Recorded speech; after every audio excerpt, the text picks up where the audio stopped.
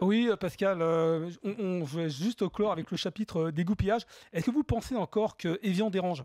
On se rappelle l'année dernière, sincèrement, pour la descente, il y avait une sorte de petit a priori favorable pour Sochaux et pas du tout pour Evian.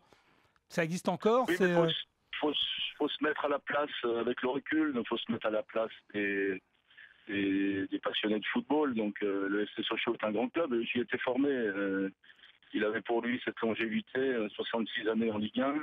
Leur entraîneur était beau comme un camion, avait un sourire d'ange, et puis il se la pétait un peu, quoi. Donc voilà, il s'est trouvé qu'on aime bien ce genre de personnes en France. Et puis de l'autre côté, il y avait une équipe qui n'avait que 3 ans d'âge en Ligue 1, et que tout le monde voyait descendre avant coup, mais on avait oublié d'une part la glorieuse incertitude du sport et d'autre part le fait que la fierté fait partie de nos vertus. et vous en nourrissez de ça?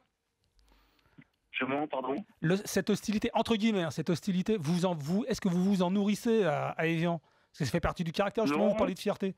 non, nous, tout ce qu'on a envie, simplement, c'est d'exister. On n'a rien volé à personne. Si aujourd'hui notre club est en Ligue 1, s'il effectue sa 4e année consécutive, alors que dès son arrivée en Ligue 1, tout le monde lui promettait de redescendre immédiatement, bah, c'est dû uniquement à son travail, à certaines de ses compétences. Et celles-ci, bon, si d'aucuns ont du mal, pardon, à le reconnaître, nous, au moins, on ne se tape pas sur le ventre, mais on sait qu'on travaille et on a encore envie de travailler, voilà, et de faire en sorte qu'on compte une bonne fois pour toutes, peut-être dans quelques années, parmi les bonnes équipes de Ligue 1 du championnat de France.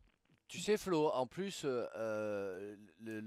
si on considère qu'Evian peut les ranger, on peut mettre dans le même panier, on va mettre Guingamp, on peut mettre, parce que c'est une petite ville, et puis on va mettre Lens, parce qu'ils viennent de monter et que c'est une petite ville aussi.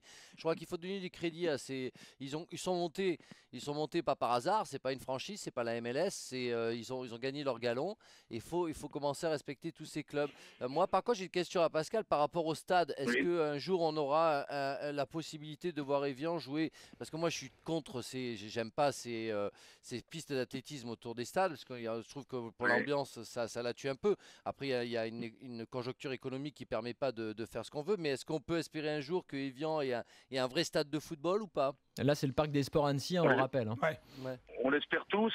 Encore une fois, on a envie de respecter la municipalité d'Annecy, pardon, et son maire, parce que sans eux, on n'aurait pas pu prétendre jouer en Ligue 1. Maintenant, il est certain que, je suis tout à fait d'accord avec toi, une piste au XXIe siècle pour un championnat de ce niveau-là, ce n'est plus acceptable. Alors bien sûr, c'est à nous, au club, de réfléchir aux alternatives. C'est aussi à nos hommes politiques de se creuser un peu les méninges, parce que le département de la Haute-Savoie, la région Rhône-Alpes sont souvent décrites comme des régions et un département riche et dynamique d'un point de vue économique. Et il n'y a que pour les stades de foot où ça se complique un peu. Euh, Ouais, un, c'est vrai. un mot, Pascal, sur le recrutement. On a parlé de Gianni Bruno. Vous avez recruté le jeune gardien de Tours, Benjamin Leroy. On a parlé récemment du joueur du Costa Rica qu'on a vu à la Coupe du Monde, Celso Borges. Est-ce que c'est notre jour dans les tuyaux ou pas? Et ça fait partie de notre sélection. On est proche d'un accord, mais quand rien n'est fait, il faut garder mesure. Non, mais je pense que, pour répondre, en tout cas pour compléter votre question, notre recrutement cette saison de qualité se tourne vers des joueurs pour la plupart jeunes. On a voulu améliorer l'aspect technique, donc j'espère que nous allons faire de bonnes performances à ce niveau-là. Et puis aussi réduire l'effectif pour intéresser davantage de monde. On avait trop de joueurs, 30 ou 31 joueurs l'année dernière. C'est beaucoup trop cette année, même s'il nous manque encore une ou deux recrues. Voilà, on va pouvoir compter sur un noyau de 24 ou 25 joueurs et chacun aura sa chance.